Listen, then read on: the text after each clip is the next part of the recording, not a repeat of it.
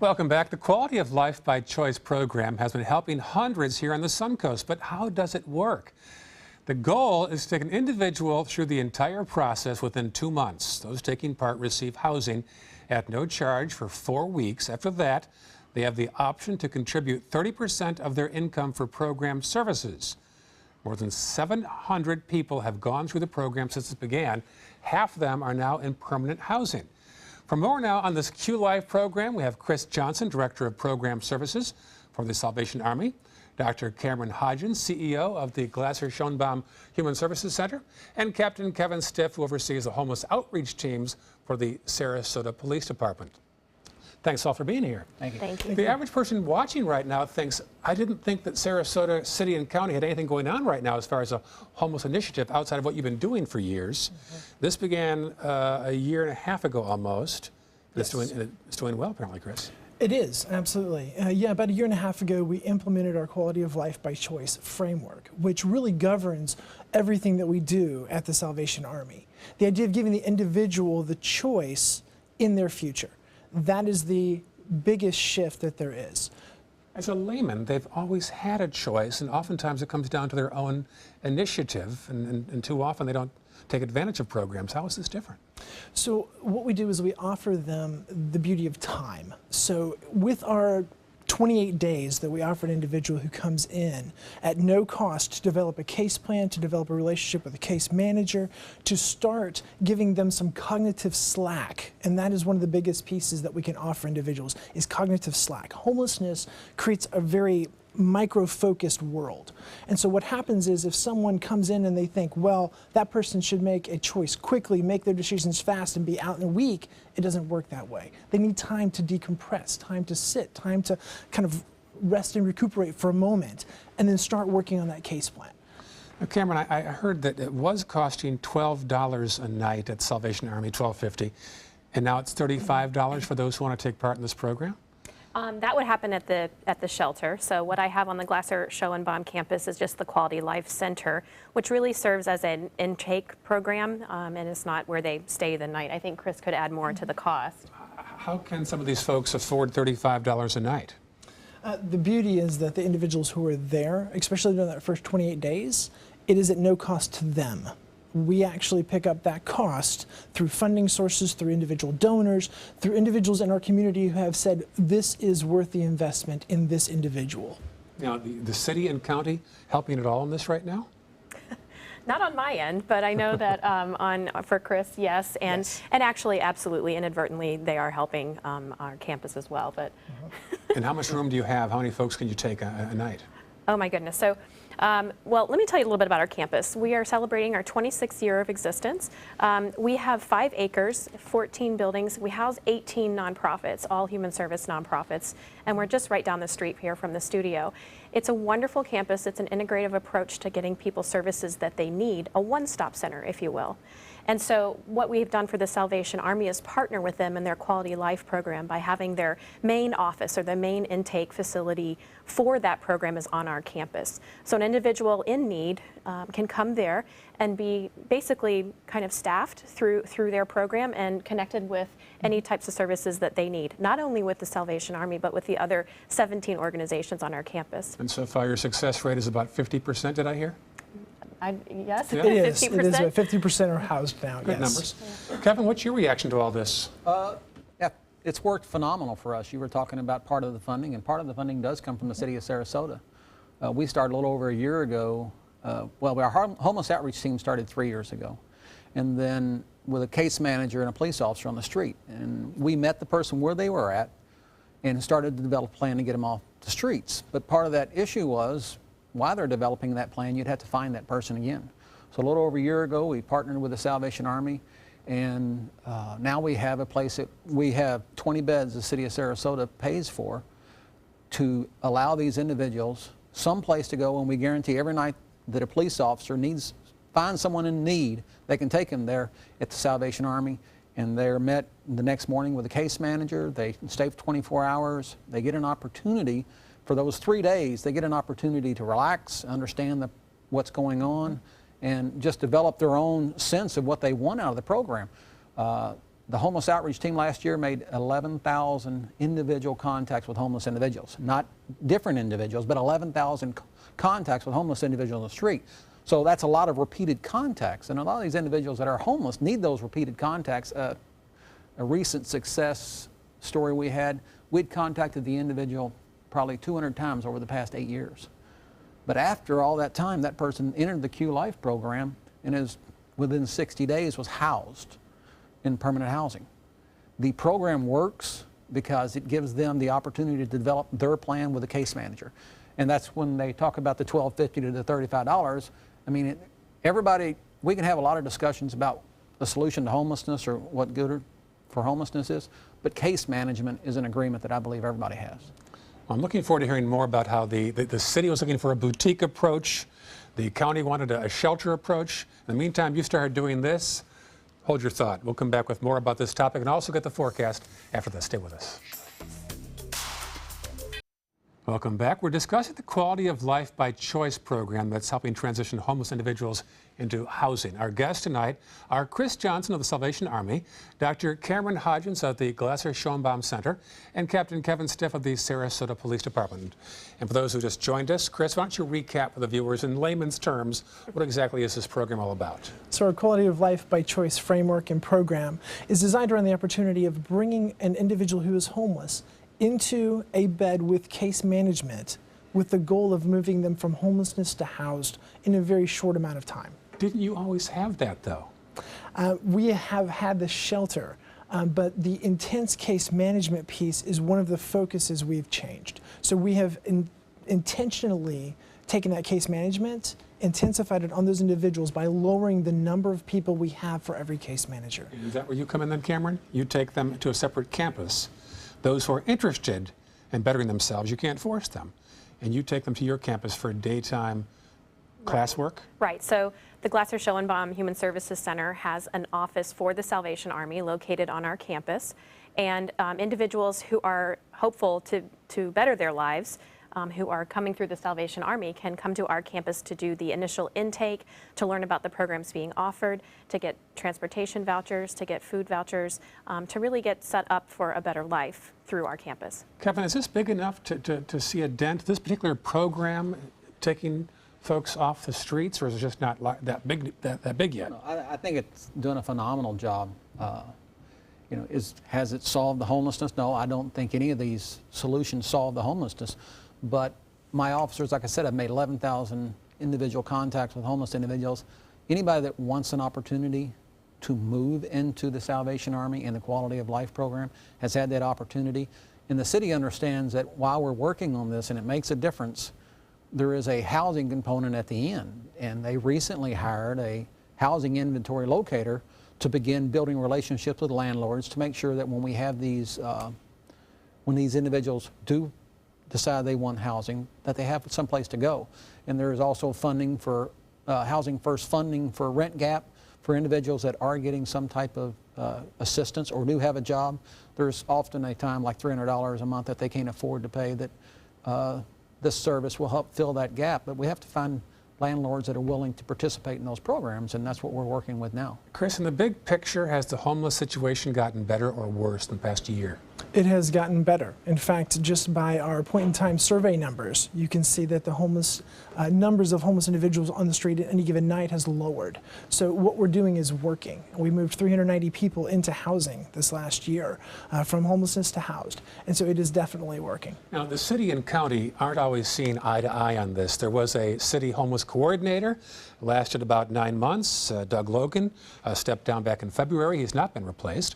City and county have not had a joint meeting on homelessness, I don't think at all, in 2016. Does this affect you either way? Would you rather the city and county are more productive together, or are you fine regardless? Regardless of what the city and the county do together between themselves, our relationships with each entity continue to move forward. Just like our relationship with the Sarasota Police Department and with Captain Stiff, with the homeless outreach teams. Same thing, we continue those things because we're going to continue our mission, right? A mission of doing the most good. Cameron, they say that success leaves clues, and there is a facility in Tallahassee that you're taking a close look at called the Kearney Center. Correct. And mentioning the city and the county, officials from both the city and the county have been to Tallahassee to visit this location, developed by a man named Rick Kearney. And it's basically a one-stop center for individuals who are homeless and with housing attached to it. So a person can receive multiple services and job training on one campus and then basically walk to their housing next door. What's interesting is that Sarasota County has had the Glasser Schoenbaum Human Services Center for 26 years, which is a one-stop center with multiple services available. We just don't have the adjacent housing at this point. Myself and my board are exploring options to expand the campus. We can do it right across from our parking lot, and we could have our own version of the Kearney Center here. Great. The housing inventory locator. Captain, you said that the city of Sarasota recently hired a housing inventory locator. Yes, he just started, probably started 2 weeks ago. He's going to continue to find landlords and locations where we can put individuals. And part of what you were talking about earlier about the city and the county, now the city and the county commissions may not have met about this, but we frequently work with the county. Mr. Appleby, I frequently meet with him. The Continuum of Care helps us. All of these services work together, and a lot of them are funded by city and county both. So we're still working together, and there still is a combined effort. Now, we may have some different disagreements on some of the philosophy, but we're working together, and the programs are working, and the funding is coming from both sources. So just because there's not a city-county meeting on the topic, we are still working together to solve the homelessness issues in the city and the county of Sarasota. It continues to move forward, and we're hoping that there's 3 locators, housing locators, been hired. The Salvation Army, Glasser Schoenbaum, and ourselves have hired one. And as we move forward this year, Housing First is going to continue to be our option. Now, Harvey Vengroff has a proposal on Fruitville Road. In fact, it's more than it's been approved. Is that still too high end for your clients, even though it's directed toward lower income? We would be behind anyone who's going to add to the housing inventory in Sarasota. We are short about 14,000 units of affordable housing. And so that is the biggest roadblock that our individuals coming out of quality of life by choice have, is that housing barrier is too high for them here in Sarasota by and large. What do you need the barrier to be? How much can your clients afford a month, point blank? $600 to $900 a month would be affordable, depending on the family size. And there's just not enough of that going on right now. Correct. And you know, some of them have experiences in their lives that make landlords not so excited to give them a place, and so we need landlords who are willing to work with that. But I think one thing we talked about during break was how important case management is for these people. You can't just take a person who's been chronically homeless and put them in an apartment and expect them to be successful overnight. They need assistance to make that transition go smoothly. I would think these motels that Mr. Vengroff is turning into apartments at low cost would be perfect. Well, as I said, and we've had the discussion about case management, and that's another part of the effort that the City of Sarasota and the Salvation Army are working together with. We're developing our homeless outreach teams and our case managers. As we put people into housing first, we're going to continue case management with them for another year. And the police officer and our homeless outreach teams are going to help participate in that to make sure these individuals get through that first year, regardless of where we put them. That first year is a year that they need help with bank accounts, they need help understanding how to pay bills and get all those problems solved that they have never had before. So that case management, regardless of where they're staying or how much they're paying, there's so many problems that we deal with easily because we have bank accounts and we have ID cards and credit cards that they have to work through, and it can be very frustrating for them. That's why case management is essential for that first year, and the city and the Salvation Army will continue that. You know, some skeptics say that not all the homeless want to help themselves. 50-50, would you say that threshold might be? I don't know that it's 50-50, but that's correct. There are individuals who choose to live on the street, and that is their quality of life by choice. And that's your challenge on a daily basis. But Cameron, you receive the ones that really want to improve themselves. Correct. I truly believe that. And at least they think they do, and they know they have options, and they have really good advisors to help them make the correct decisions for their lives. Very good. We'll take a quick break right now and come back and have some final thoughts. Stay with us. Welcome back. The Quality of Life program has already yielded hundreds of success stories in less than 2 years. So how can we build on that success, and could the model be used in other communities? Our guests now have some final thoughts, and during the break we had an interesting phrase that I think Cameron first mentioned: build it and they will come. It's really a double-edged sword, a sticky wicket. If you provide the greatest homeless services in the country and you attract more homeless from around the country, then what? So with quality of life by choice, the one thing that we don't do is increase homelessness. Days of homelessness increase years of homelessness. So the quality of life by choice offers people an option to go from homelessness to housed. That's the goal. To offer free food, free nights, and free length of stay increases homelessness. So that's why the quality of life by choice model was created, was to say we don't want to increase homelessness, we want to decrease it. And so turning people out into success, into housing, that decreases homelessness in the long term. Final thoughts? Final thoughts. I tell people this. I really believe that giving people resources is helpful. So when I see a homeless person on a corner and I'm in my car, instead of rolling down the window and giving them money, I give them a comprehensive brochure of resources published by the Suncoast Partnership to End Homelessness from our community, and hopefully they'll take a look at it and get connected. Because those handouts, surveys have shown, when you give money out, 90% of the time it goes to drugs and alcohol. Right, and so I'm not going to support that. No, exactly. And your HOT team is doing well. The HOT team have done well. We've put over 600 individuals in the quality of life beds at the Salvation Army. Over 300 of those have asked for additional services. We're going to continue it for another year. The City of Sarasota, our education and encouragement program with the case managers, our other continuum of care partnerships are going to continue to help us work on the issue and get homelessness off the street. It's a great program. I've ridden with the HOT team. You get into a golf cart and ride around. It's actually boots on the street, talking directly to the folks who need help. And they have to have a thick skin because they get told to get lost. As I said, it's a lot of repeated contacts, and right. it's those relationships that make it all work. I've got 20 seconds, Chris. I shortchanged you. Any final things you want to put on the table? I would just say that with that quality of life by choice model, it is proven to work. It takes case management, it takes housing components in the community, it takes partnerships with other agencies. This is not a Salvation Army only type of thing. This is a community effort between the city, the county, between Glasser-Schoenbaum, between other agencies, JFCS, all of the above. It really is a community effort. All right, before we go, we've got some comments on our top story, which involved a very high-profile weekend fire. On Saturday, a 2-alarm fire broke out in Bradenton, destroying a homeless camp. There were no deaths or injuries. Investigators now suspect a meth lab on the site could have been responsible for the fire. Here's what you're saying about this. Marie Humphreys writes, "You know, I live down the street from this. I see these people every day under the tree. I was upset when I saw this. It makes it worse to see that they were cooking meth. There's an epidemic here in Manatee County. We need help here." Karen Juanita writes, "It's not surprising at all. It's truly an epidemic. From what I was just a little girl to now, meth has taken over Manatee County and has taken many people's lives."